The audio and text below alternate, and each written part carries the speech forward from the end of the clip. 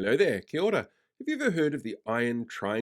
It's the idea that you can have something cheap, fast, or good, but you can only pick two. When it comes to creating legislation and running a government, that rule kind of sits in place, and this government has decided it wants to go for cheap and fast, good doesn't really come into play. And we can see that through the use of urgency rules to rush things through Parliament, meaning that we as the public don't get a chance to have submissions or have our say on what it is that they're doing. Their argument is that they've got a mandate, they won the election, but there are really important things that are coming through here that people who are experts in their field, as well as those affected, need to be able to have their say on. Things like getting rid of the Māori Health Authority or rushing through smoke-free legislation repeals. Those kind of things are the sort of things that the public should have a say on, but they don't get a chance to do so.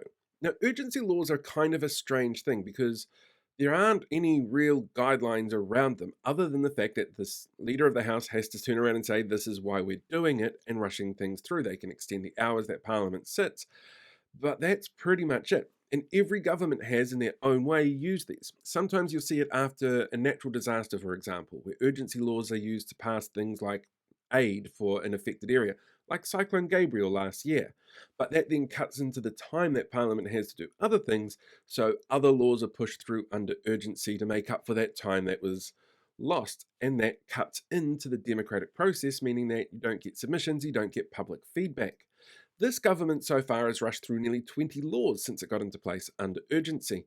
And even the ones that they've opened up to public submissions, they're rushed as well. The pseudo-ephedrine law, bringing that back onto the table, the government gave 4 days for those to be given submissions, two of those were the weekend. That's next to nothing for experts who know what they're talking about, who have done the research into the dangers of this, to get together something comprehensive to put forward into the submission process.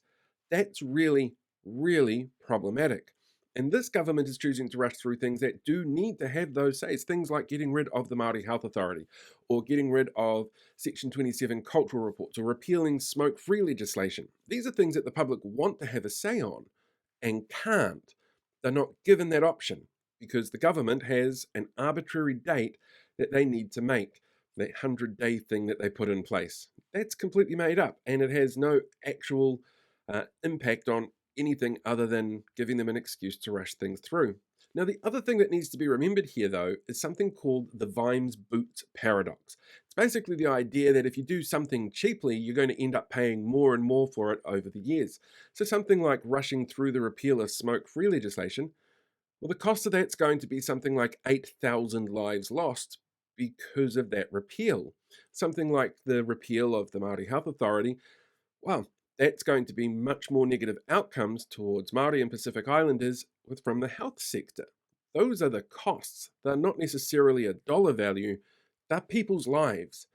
And by rushing these things through under urgency, it shows that this government is not really paying attention to that or choosing to ignore it, which is kind of horrifying, really. The idea that they don't mind rushing something through knowing it's going to cost people lives and livelihood at the end because they've got an arbitrary made up date that they apparently need to keep.